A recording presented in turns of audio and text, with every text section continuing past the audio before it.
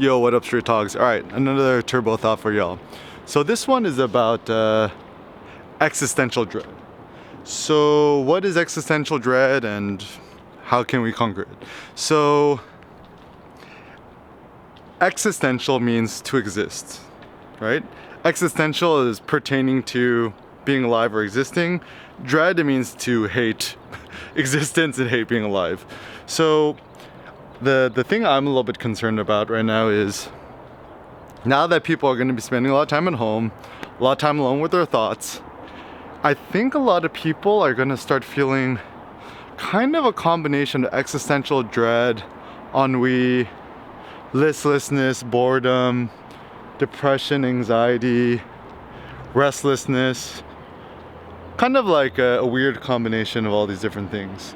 Now, why is this a problem? So I think this is going to be a problem because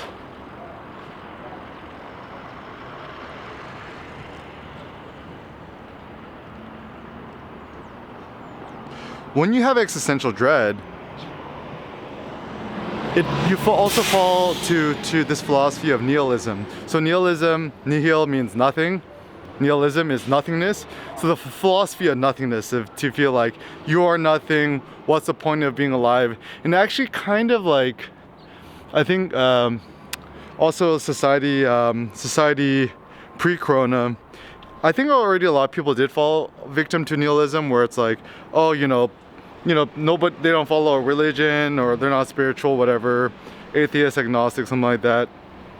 And so, they don't really like their job, but it still pays pretty good, and then, and then, just kind of go home and, play some video games, smoke weed, watch Netflix, whatever.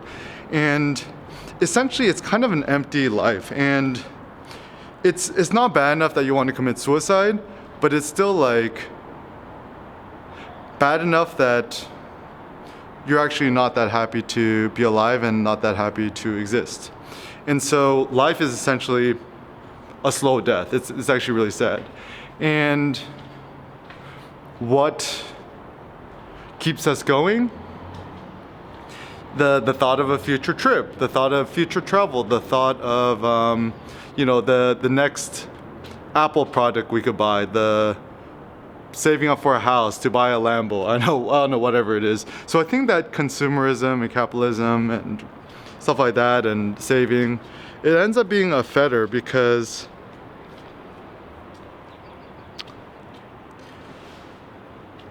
we're essentially trying to fill this existential dread that we have, this like sense of emptiness or nothingness in our soul, with these like fantasy like thoughts of the future. So now that reality is staring us straight in the face, can't travel, we can't really buy anything, whatever. What is the point of life? What's the point of existence? What's the point of anything?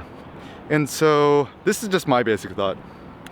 I think the point of humanity is to rear, great individuals.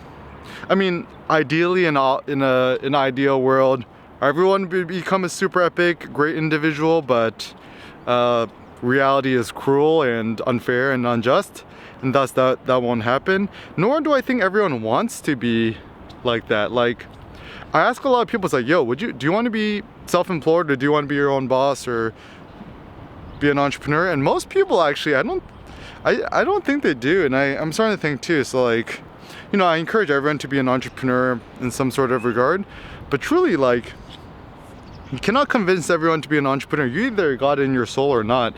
And it just kind of, and I think the core of entrepreneurship is this desire for freedom, or this hatred of working for other people or being controlled. And so I think entrepreneurship in that sense is essentially, it's almost like a privilege reserved for the few. It's like, not everyone wants to be a military general and be on the front lines. Even I think Julius Caesar was like personally fought in all of the battles, and even King Leonidas, right? Think about Sparta and the 300. They actually fought like real skin in the game.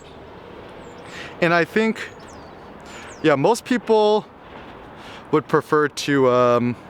I think there's a quote from the Roman Senator Sallust, who said, few men desire to be free and independent. Most men just want just masters.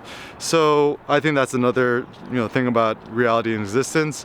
Most people don't want to be great individuals. So I think the point of your life, obviously, when I say your life, I'm actually kind of talking to myself, or I'm talking to you as an ideal person. So I think the point of your life is to become as great of an individual as possible, for you to augment your physical strength, your mental strength, your artistic strength, your courage to another plane, to another level, to essentially level up yourself to the highest degree possible.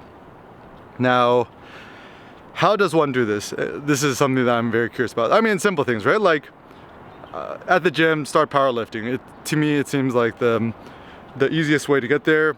Week over week, increase your 1 rep max by 5 pounds. That means add a 2.5 plate on each side week over week.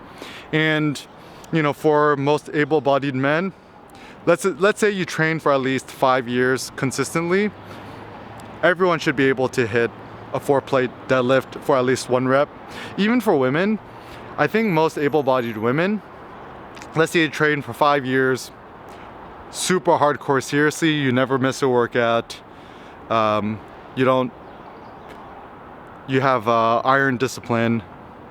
I think even most women should be able to deadlift at least 250 pounds, or even 300 pounds, 3 plates, whatever. And other measures of strength for men, I think if you're an able-bodied guy, train super hard for 5 years too, should be able to squat at least like 3 plates and 25 on each side.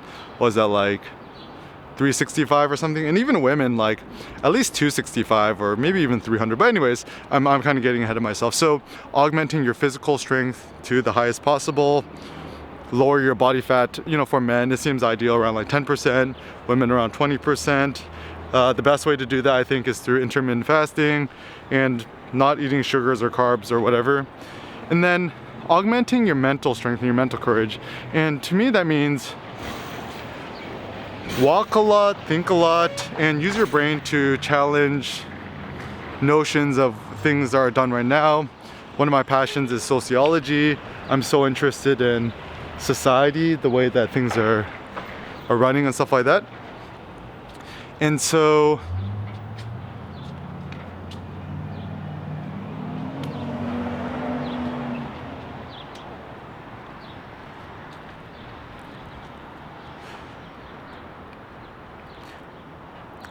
it seems like what's gonna last, write, right?